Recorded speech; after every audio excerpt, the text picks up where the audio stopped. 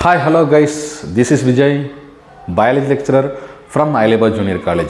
As you know that we have started our NEET series. Based on that we are discussing about NEET chemistry and NEET biology, each and every subject and the chapter in detail, and followed by we are practicing the previous year question papers. In that category today we are going to discuss about NEET biology unit 2, the biological classification. Under this category we are going to discuss about bryophytes or bryophyta. Let's start. Let us talk about a few examples and its characteristic features in detail about the members belongs to bryophytes. So the first example we are going to talk about liverwort, which is also called as merchantia.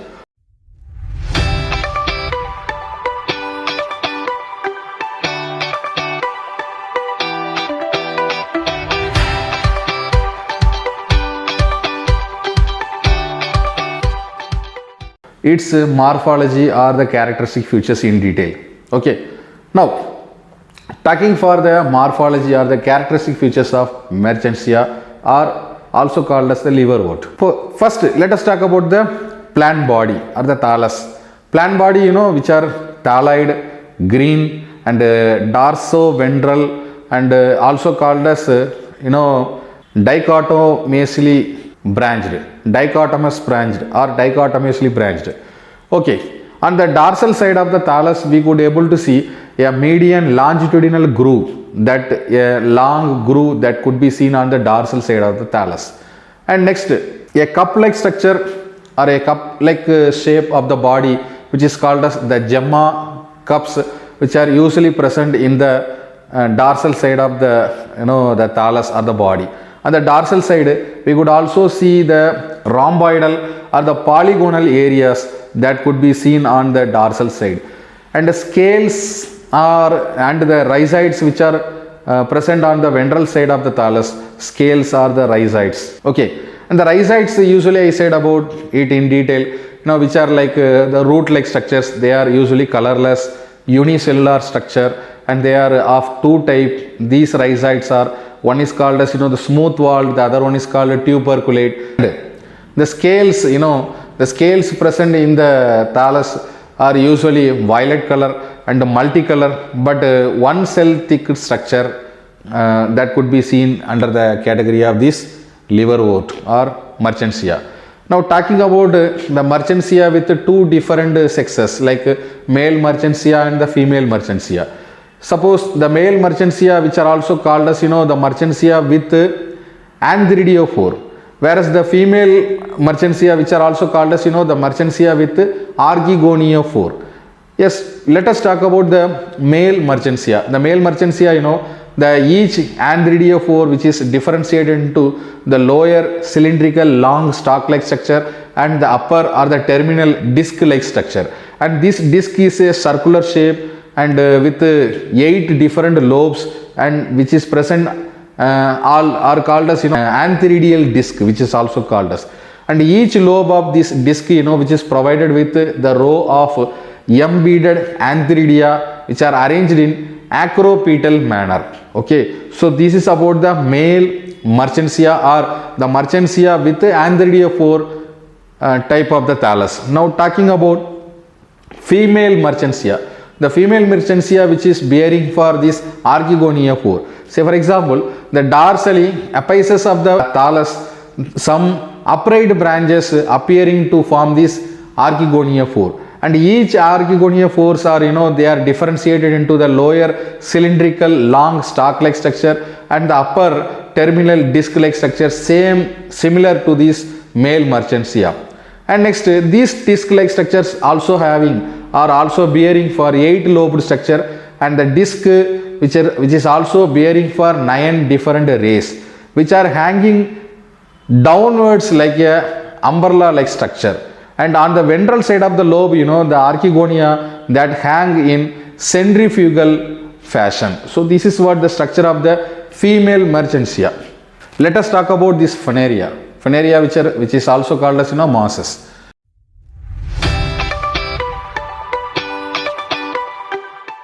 Morphology, structure of Funaria. You know, the structure of the Funaria that we could able to see like adult gametophyte or the gametophore, which is appearing from the protonema, that is differentiated into rhizoids, axis or the stem, and phylloids or the leaves like structure.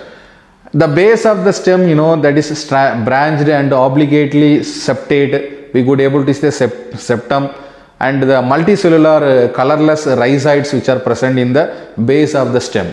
Then these matured rhizoids that could turns into brown color when it is maturing into the adult stage, and the stem usually which are erect and the branches only once in extra axillary fashion.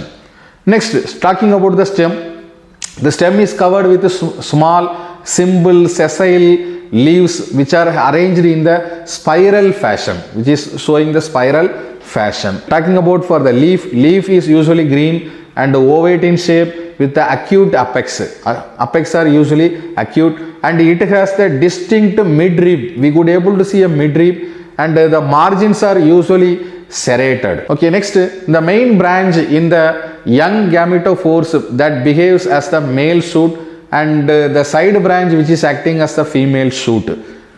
Male shoot or the female shoot are nothing but the male stem and the female stem. Next, these are the major morphology or the general characteristic features of the Funaria or the mass. Next, talking about the reproduction of Funaria. Reproduction, you know, that could be occurs by means of the Antheridia and Archegonia, which are born at the apices of the branches. Antheridia which are surrounded by perigonial leaves, and the Archegonia with the perichetal leaves. And these plants are the autoecious type or the monoecious type. Autoecious or monoecious, and they could involve for the self-fertilization and the fertilization with the other plant. Next, talking about the male shoot or the male structure of the Funaria. The male shoot or the male structure of the Funaria usually called as, you know, antheridiopore.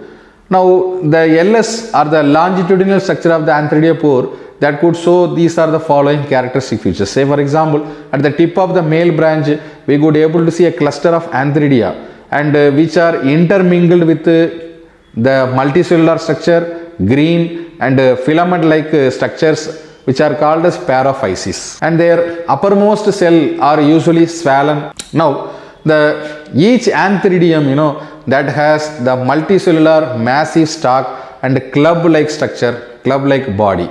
Next, the jacket of the body which is made up of single layer and that contain the numerous chloroplast when it is in young stage. In the jacket cell, the cells which are usually present at the top and operculum which is present, and that is one of the differentiated part present in the structure. And next, talking about this longitudinal section of the Archegoniopore, which are also called as the female shoot. So the archegonial pore which are born at the tip of the female shoot, which are surrounded by the perichetal leaves, and the green filament-like paraphysis which are intermingled along with this archegoniopore. Uppermost cells of the paraphysis which are not swollen as comparing to this antheridiopore, and each archegonium which are present on a massive stalk-like structure, and the archegonium that can be differentiated into long twisted neck and the lower dilated with one small venter, and the neck which is made up of 6 longitudinal rows of the cells, and the venter which is double layered, and the neck which contain 6 to 10 neck canal cells. On the other hand, you know, the venter that could be encloses the one egg and one venter canal cell. This one egg only in the future that could be developing into the female gamete. So now let us talk about the sporangium of the Funaria, its structure. Okay, sporangium of the Funaria that could be recognized by 3 major parts like foot, seta and capsule.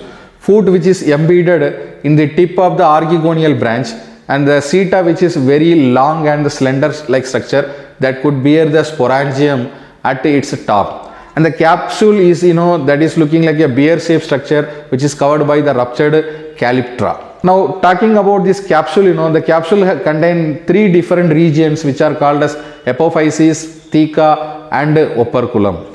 Now talking about this apophysis, that shows the presence of assimilatory tissues and a central conducting strand.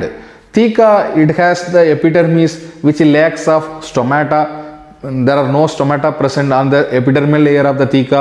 Assimilatory tissues which are represented by few layers, and near the spore, sac-like region which is ruptured to form the air cavities with several tuberculae or trabeculae, which is also called as, and the spore sacs which are kidney shaped with the outer wall which is made up of 3 different layers and the inner wall which is made up of single layer. In the spore sac we could able to see the haploid spores which are present inside, and in the center columella is also present. Now operculum talking about, which shows the presence of peristome and which is born on the transversely placed cells which are called as diaphragm. These operculum, that is attached with the theca by thin walled cells which are also known as annulus, and the peristome which is made up of 2 rows of triangular like teeth like structure, and each row which contain 16 teeth, and outer peristomal teeth which are hygroscopic in nature and bears the transfer band, and the inner peristomal teeth which are short in size and colorless and delicate. Let us talk about how the spores are getting to be dispersal. When the capsule which ripen, it begins to dry. As a result, the inner capsular tissues that breaks up and the spores are seen lying freely in the capsular cavity. The thin walled cell of the annulus that could break and the operculum falls away, and the outer peristomal teeth with their typical hygroscopic movement that could lift the spores up in the air from the capsular cavity. Due to the absorption of the water, the outer peristomal teeth that become heavy and bend inwards, that they straighten up in the dry weather. This will help for the dispersal of the spores. Now let us talk about the alternation of generation. As I said earlier about what is the meaning of alternation of generation. Any living organism that could show the complicated life cycle. I mean, one or more than one type of the organizations or the thallus could be appear during the life cycle, which is called as the alternation of generation. Say for example, in plants, they could involve for 2 different phases, such as the gametophytic phases and the sporophytic phases. So this will lead for the complicated life cycle of any plant. Say for example, the alternation of generation that can be seen under this Funaria, 2 different distinct features can be seen, as we discussed earlier about the liverwort.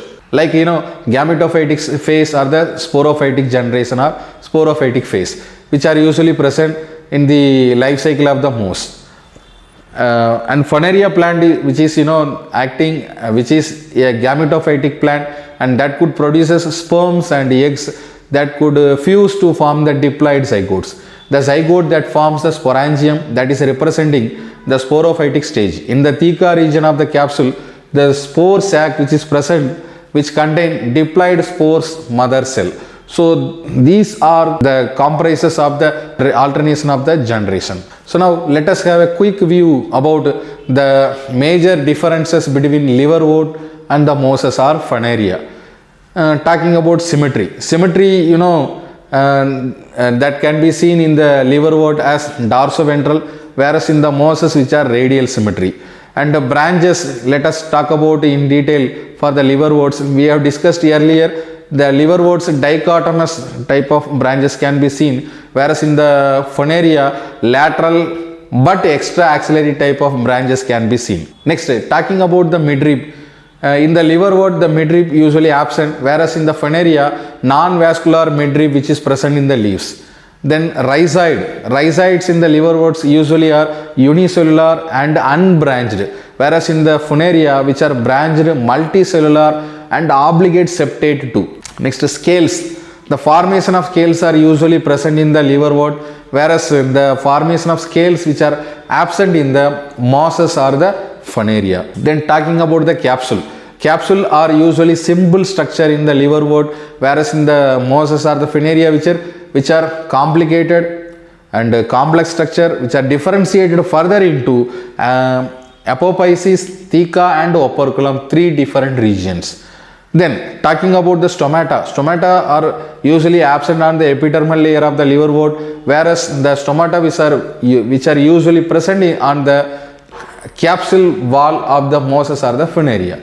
Next, columella, which are the structure usually cannot be seen in the liverwort, but which is present in the capsule of the mosses or the funaria. And protonema, these are the specialized structure that is usually absent in the liverwort, whereas that is present in the mosses or the funaria. So these are the major differences between liverwort and the funaria. So far guys, we have discussed in detail about the Unit 2 biological science, biological classification.